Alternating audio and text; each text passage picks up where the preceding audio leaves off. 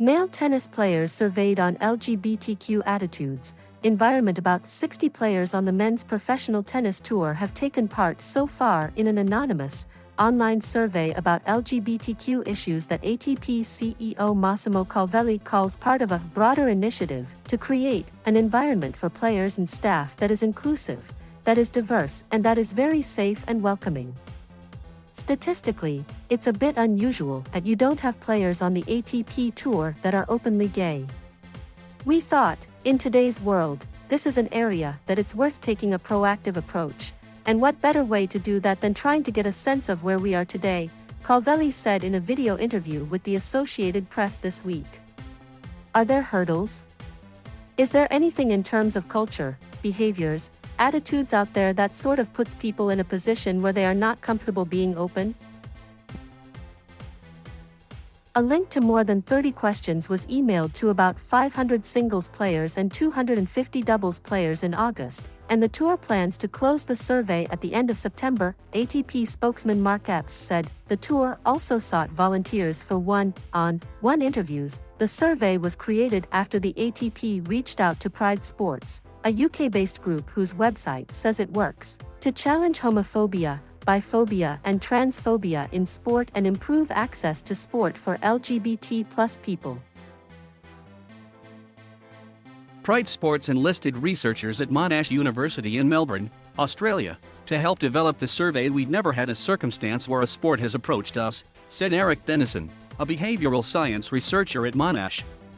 It's always the other way, where either the LGBT community has approached the sport and said, "You need to do something about this problem," and dragged along on the journey, or the sport has a crisis. His description of the ATP's approach: "Hey, we want to do more than just put up rainbows. We actually want to figure out what to do that's going to be meaningful and drive change."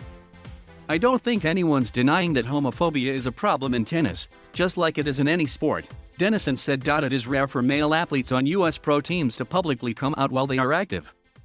In June, Las Vegas Raiders defensive end Carl Nassib became the first NFL player to do so.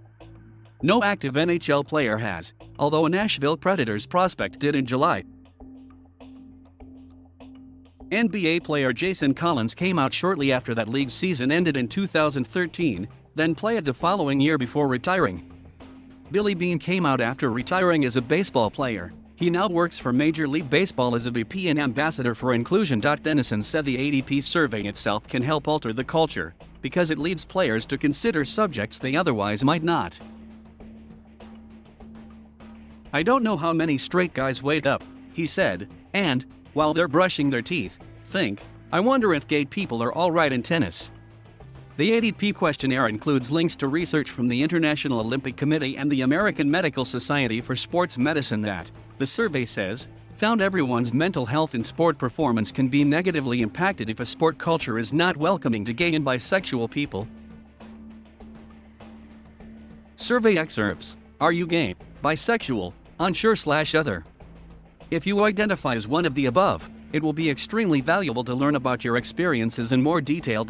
How many active professional male tennis players do you know personally who are gay? How much do you agree or disagree with the following statements? Jokes about other people's race or ethnicity are normal in men's tennis. Jokes about gay people are normal in men's tennis. Jokes about women are normal in men's tennis. Sexuality is not important in men's tennis. Gay people should keep it private. Homophobia is a problem in professional men's tennis. Why do you think a player who came out as gay would earn more, less, or the same money from sponsors? What percentage of professional tennis players would be uncomfortable or would reject a gay tennis player? Please be honest. Other topics included what factors contribute the most to there being no openly gay active professional male tennis players, whether the respondent agrees with the ATP's desire to combat homophobia in sport, and whether he would publicly support a gay or bisexual tennis player.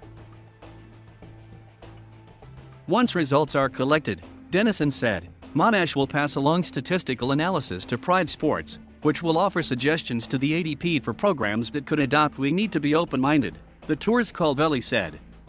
Whatever the recommendations will be, we have to take it seriously.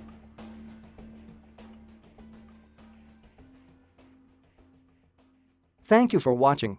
Please subscribe